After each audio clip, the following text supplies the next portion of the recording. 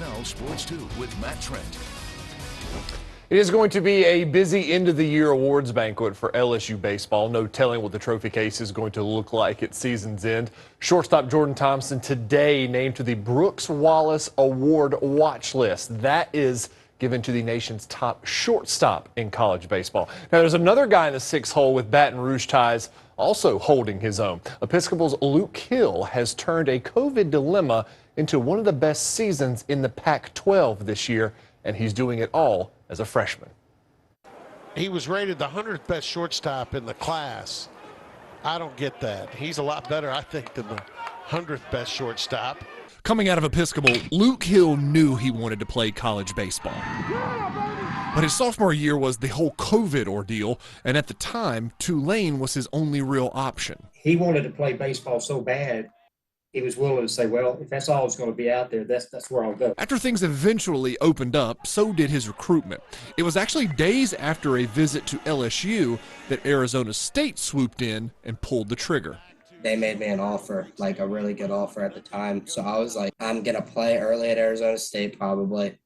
And LSU's in question, so why should I wait? Luke Hill, the latest and newest member. And he didn't. Luke decommitted from the Green Wave and was all in on the Forks.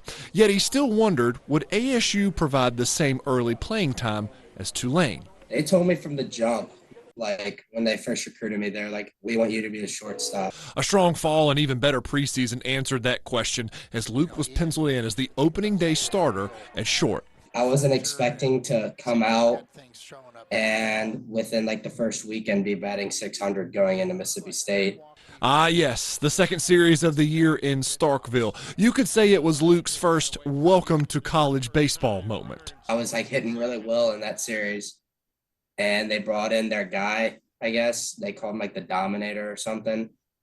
And he was like warming up at like 95. And I was like, okay, so there's going to be some fuzz here. And he was painting outside black at 98, 99. Even after that challenging weekend, he was still leading the team in hitting. I was surprised that I was able to adapt this quickly because I feel just as comfortable now as I did as senior in high school. Speaking of comfort, Luke's first year in Tempe has gone so well, even his dad couldn't get enough, renting a condo just minutes from the stadium. But I'm about a mile and a half from the stadium they play at, and I'm a mile and a half from Luke's door, and Luke is a mile and a half to the stadium. I see him about 2 or 3 times a week tops. The good story to that is I started cutting back on his money so it doesn't go as far, so he has to reach out to get more money so I can have him come over and have deals. Dad's goals are pretty simple during the season. Make sure Luke is fed and that bank account is in working order because his stud shortstop has enough to worry about. If I can win Pac-12 Freshman of the Year, we make it to Omaha, we win a ton of games, that'd be a really successful freshman year for me. Crazy how that works. When the bank account gets low, college kids start calling. But he played baseball too. You played pitcher. I did, but I wasn't as good as Luke Hill, who's currently second on Arizona State's team with a .341 batting average. Pretty good. Did you strike out a lot of people? I did, in my day. You had a ring on it? I did not. I did. Good night.